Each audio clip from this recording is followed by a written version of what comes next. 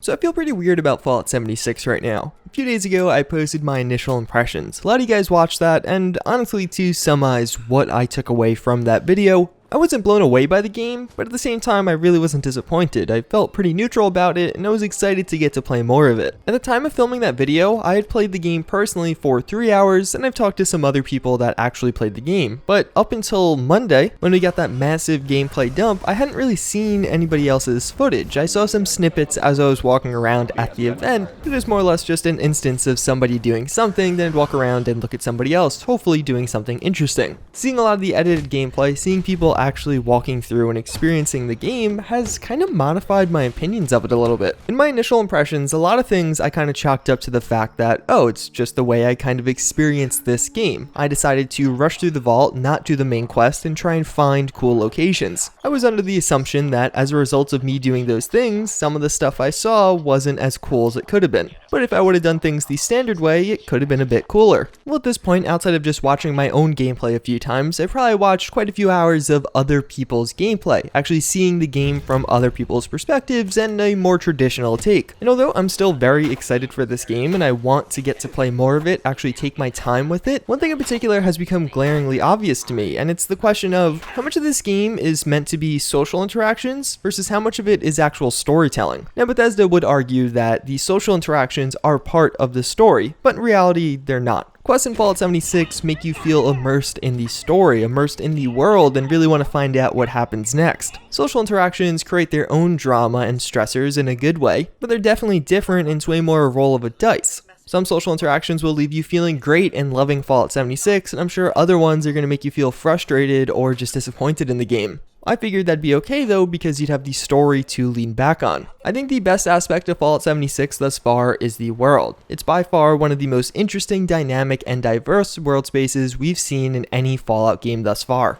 Yet I'm seriously concerned that there aren't enough interesting things to do in that world. In my playthrough, I noticed an abundance of events, basically something that you would walk past, it'd start processing and pop up on your screen automatically. These range from having to take down waves of enemies while defending some teapot, or actually just clearing out an area to gain access to something special. I just assumed it was based on the locations I went to that made these happen so often, but it turns out no, they just are really common. Throughout everyone's gameplay, I saw several different events, and it just really made me feel like these are in place of quests in some of these instances. Rather than an interesting side quest and finding out the backstory or lore, having branching dialogue, you have to take down a few waves of enemies and then you might get a reward at the end. Now, don't get me wrong, combat in Fallout 76 is a ton of fun, and actually doing that with other players is even more fun. But even as I was playing this quest in real time, after taking down like the third wave, I was over it. I just wanted to be done and move on. I can only imagine how it's going to feel after playing the game and doing this several times over several different events. But even beyond that, I felt like a lot of the quests that I did see looked like they'd get repetitive extremely quickly. In Fallout 4, it had this really nice thing where a lot of places, if you wanted to find out more, the dialogue options were there available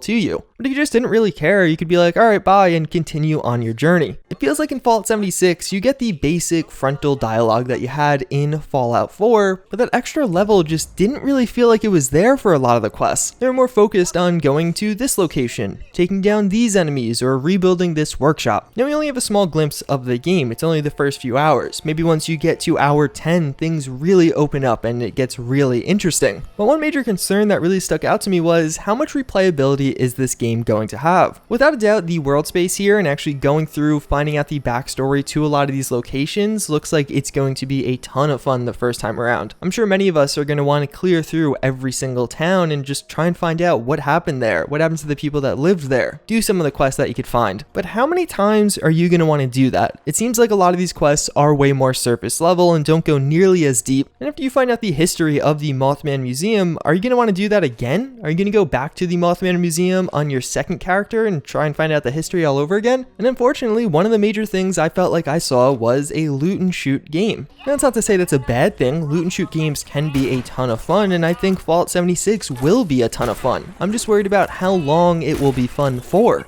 Now, as a potential response to this, we already know we're going to be getting regular updates for a very long time for this game. Let's say we even get updates on a weekly basis, adding in a few new items for us to find, and that should be pretty great, right? One of my main concerns in this area is something we saw very similarly with Fallout 4 modding. Fallout 4 mods are awesome. There's a ton of amazing options out there ranging from different armors, weapons, and those are some of the highest quality armors and weapons we've seen in any Bethesda game ever. Some of the stuff is even significantly higher quality than what Bethesda created themselves, adding in more features all for free. But I think a major issue with Fallout 4 modding as it stands right now is there's just not a ton to do with that. Most people are pretty done with Fallout 4's story because they've played through it a few times, and to begin with, it wasn't the strongest story of the franchise, and we simply don't have a huge plethora of quest mods. You could have this fancy armor or weapon, you could use it for a few hours to try it out, but then what? I'm worried we're going to see something similar in Fallout 76. These updates are going to contain a lot of cosmetic items or just items in general that will be fun to use in PvP from time to time, but after that I'm going to be like, alright, now what? So obviously this is left very open-ended. Maybe they are going to have a lot of story DLC, maybe even on a monthly basis. But based off what I see right now, Fallout 76's story isn't going to be the strongest aspect of that game, and that's the aspect of these games that I feel like really gets me to stay with them.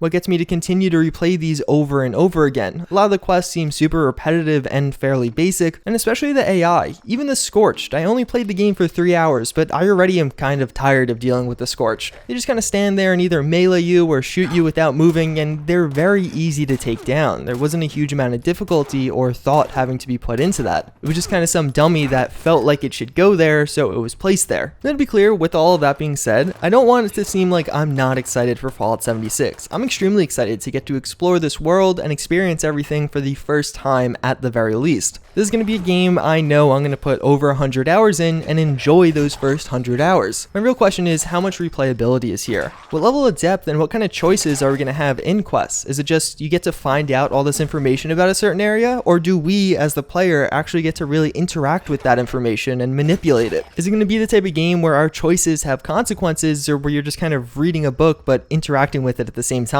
Now, that's actually not my only issue with the game. That's by far the biggest concern I have, but one other thing I touched on in my video that I want to expand on in this one, because it kind of fits the theme, is the level lock that you do see on loot. This is something that to me felt distinctively un-Fallout. Basically, I found a minigun fairly early on. In old games, you get to pick that up, and as long as you had ammo, you could go to town. But in Fallout 76, I couldn't use that. I'd have to level up 25 more times to actually gain access to it. It almost made me feel like the game was punishing me somewhat for exploring, for going out and finding something different or going into an area that I wasn't meant to be. Now I know the counter argument is, well, it wouldn't make sense for you to actually have this super early on and then you'd be super overpowered, but like I would kind of be okay with that. And maybe that's just my personal preference and how I like to play games, but Fallout 76 features damage normalization in PvP. In this clip, you could literally see someone at level 5 with a pipe pistol take down somebody that's super high level. This system is in place so you don't have a bunch of high level characters running around with the high level loot and taking down low level characters. But the same would follow if you have a low level character with high level loot. So as that system is in place, the PvP side of getting good items early on seems like it'd be significantly minimized. And frankly, the way I look at it is, if I want to get a ton of overpowered equipment from level 1 and just brush through the PvE, I think that's okay. I mean, I don't really see a problem with that. The level lock on items was something that I don't think will be changed, but it really stood out to me as being something that didn't feel like a Fallout game. It felt like something different that shouldn't be there. Obviously, those are just my own opinions. I'm sure you guys will feel differently about this. And then finally, something I want to touch on is frame rate and lag. A lot of people were saying the frame rate in a lot of the footage we saw looked horrible. The game did not look optimized and it made them concerned for release. So there's a few things to address here. We were playing on Xbox Ones at 4K, and I feel like that's the biggest thing to take note of. If Bethesda truly has issues with the frame rate of this game, they always would have the option of lowering the resolution. They may never end up doing that, but it would be something on the table. They could make it play at 1080p or even 1440p. There's no news as of right now of an FPS optimized mode where you play at a lower resolution but at 60 FPS, but that's something I do really hope they do. I think a lot of people, myself included, would like that. Plus at the same time, they do have a decent amount of time. The beta still doesn't start for 2 weeks at this point,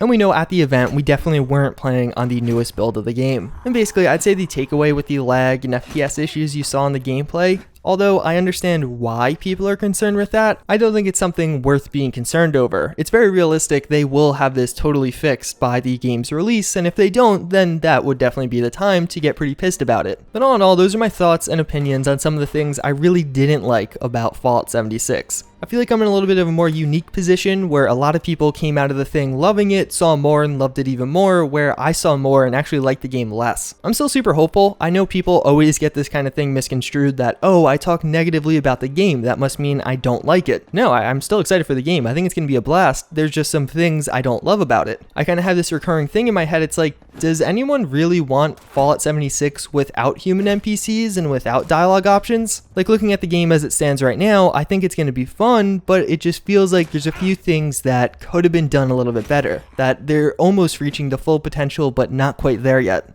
Of course, this is all my own opinion. You guys might love everything you see, and that's totally fine. I'm sure this video will be much more controversial than an average one, as all of these kinds of videos are, and that's okay. But either way, with all that being said, as always again, I thank you all for watching. I hope you enjoyed this one, and I hope to see you all next time. Later.